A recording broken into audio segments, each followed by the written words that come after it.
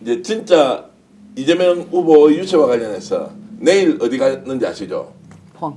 자, 내일 대구에서 오후 2시에 있고 이제 경북으로 이렇게 돌면서 대구까지 가는데 오늘 서문시장에서 이제 김문수 후보가 출정식을 했는데 아이디어는 좋아 보이더라고요.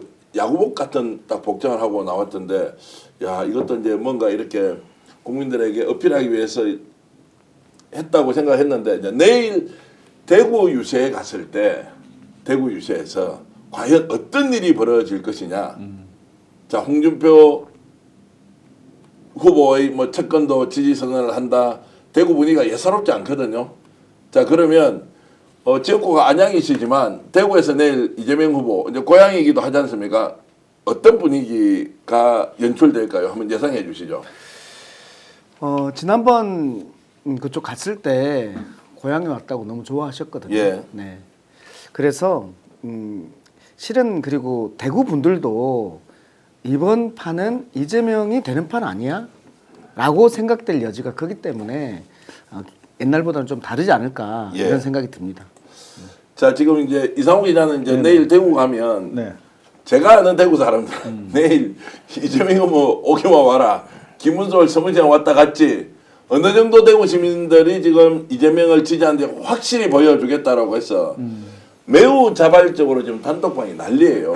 다 모여보자. 대구도 이번 기회에 한번 뒤집자. 이제 이런 분위기가 있어서 지금 그 왜 그 홍준표를 지지하던 SNS 모임 있잖아요. 예. 그쪽이 홍사모. 집단적으로 지금 이재명 지지 선언을 하고 나섰어요. 근데 이게 이재명 대표가 마지막까지 홍준표 후보한테 공을 들였잖아요. 예. 그렇죠. 전화 연락도 하고 이분 귀하게 쓸 뿐이다 뭐 이런 식으로 하고 회복도 올리고 네. 막걸리 한잔 하자고 하고. 그렇지. 그러니까 그 부분에 대해서 나름대로 이 그 지지 단체가 그냥 무시로 움직인 것만 하진 않아요. 나름대로 하와이로부터 원격적인 뭐 뭔가 커뮤니케이션 하에 움직이는 건 아닌가. 이건 당연한 거 아니겠습니까? 김한배 대표 얼굴이 막 좀 색깔이 좀 달라지고 아니, 저는 홍준표를 고발했기 홍준표가 때문에. 갑자기 왜 이재명 지지야 대구에 가면 홍준표 인기도 없는데 왜 지지야 이제 이런 생각이 들긴 한데 아니 그거는 뭐 하실 일은 하시는 예, 거고 예. 선거 때는 어차피 제가 중요하니까.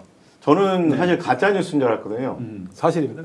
근데 진짜더라고요. 그래서 제가 이게 어떻게 해석을 해야 되나. 내일 한다는 왜냐면 거죠? 내일? 내일 지선한다. 지지선을 이제 하는 것도 봐야 되고 그 내용이 뭔지도 해야 되는데 이제 대구에 가서 내일 동성로에서 오후 2시에 이제 예정이 돼 있던데 동성로가 대구에 이제 한때는 이제 민주화 운동의 상징이고 또 한때는 거구 집회를 하는 곳이기도 했고 이제 그 공간에서 지금 이재명 후보가 직접 이제 나온다고 하니까 대구가 난리가 났다는 건데요. 홍준표 후보가 이제 이런 글을 페이스북에 올렸는데 잠깐 볼까요? 어떻게 되어 있습니까? 2번이나 당했다라고 하는 거. 자, 김용 박사 한번 읽어주시죠. 30년 정치를 했는데도 어쩌다가 저거 니은 같은데요. 예. 한테 2번이나 내다바이 아니에요? 내바다이를 당하냐? 내다바이. 예. 예. 부끄럽고 부끄러워서 낯을 들고 다니기가 창피하네요. 김문수는 역이용했는데 이재명이 나라에서 한번 살아봐라. 글도 이상하게 쓰네. 네가 이재명이에게 한 짓보다 10배나 더 혹독한 대가를 받을 거다. 이 정도면 거의 사실상 이재명 지지 선언이네요. 그러니까요. 저주. 이재명이 저는 이익하다라는 대통령된 걸 인정하는 거죠. 자, 너희들 이제 이재명 나라에 한번 살아봐라.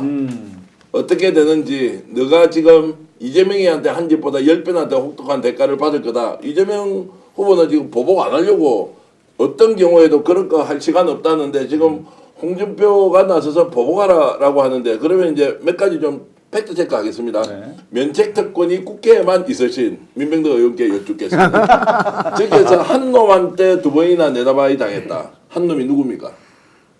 한동훈 아닐까요? 한동훈? 예?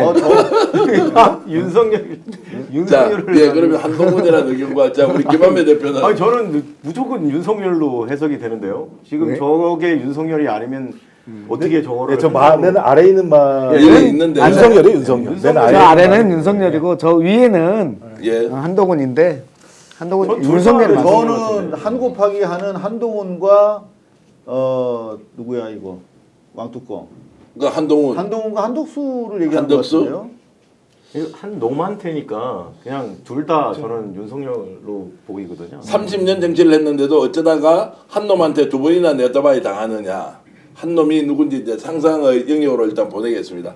이재명 나라에서 한번 살아봐라. 이제 이 말은 이재명이에게 한 집보다 10배나 더 혹독한 대가를 받을 거다.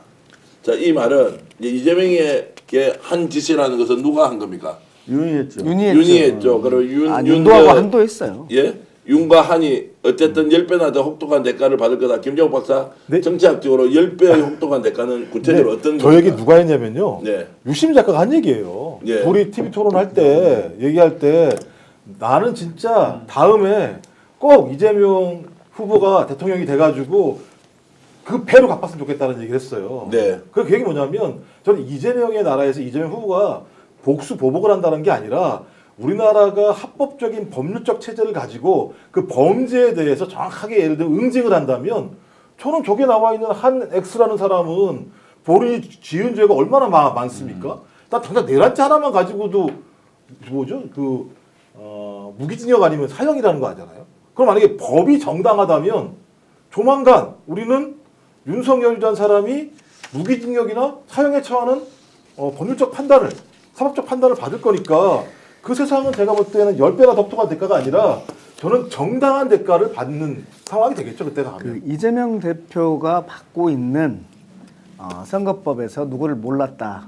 이것을 가지고 지금 이 고통을 받고 있는데 거기에- 이 기준을 가지고 윤석열한테 얘기한다면 또 뭐 이제 배임죄 관련해서도 대장동 관련해서 이게 배임죄라면 그러면 너는 이런 측면에서 보면은 훨씬 더 큰 죄를 받을 거다. 실제로 유죄를 너는 받을 거다. 이런 부분이라고 봐야죠. 그리고 사실 홍준표 씨가 일관되게 그 지난 경선 과정에서도 이재명 대표에 대해서 심했다라고 너희들이 벌인 수사는 과잉 수사였다는 취지로 여러 차례 강조했기 때문에 있는 그대로만 너희들 혐의대로만 수사받아도 너희들은 엄청나게 가혹한 사법적 처리를 받게 될 것이다라고 이 하는 부분에 얘기입니다. 대해서는 원칙적인 이재명 후보 오늘 동탄 연설에 정리를 하셨어요.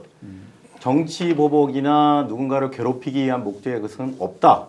하지만 행위에 대한 거기에 대한 응분의 어떤 그 상응하는 처벌은 반드시 있어야 한다라고 얘기를 하셨기 때문에 저희 국민도 그렇게 생각합니다.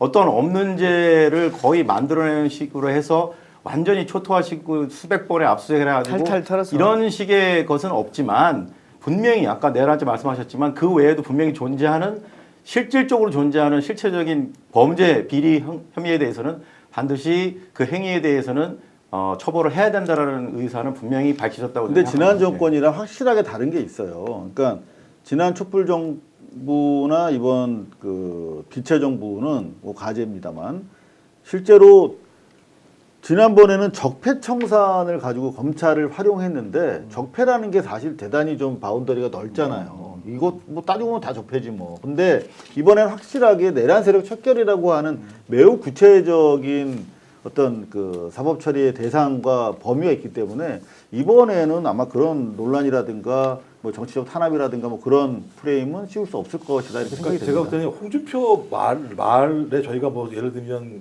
거의 평가할 게 중요한 게 아니라 저는 이재명 후보의 매우 선제적이고 능동적인 대처가 중요하다고 봐요. 갑자기 내란판이 딱 벌어져서 선거가 진행되니까 나는 중도 보수입니다라고 얘기하면서 더 많은 국민들을 포섭하려고 했었고 이번에도 마찬가지입니다만 국민의힘이 완전히 이거 야바이 정치란 거잖아요.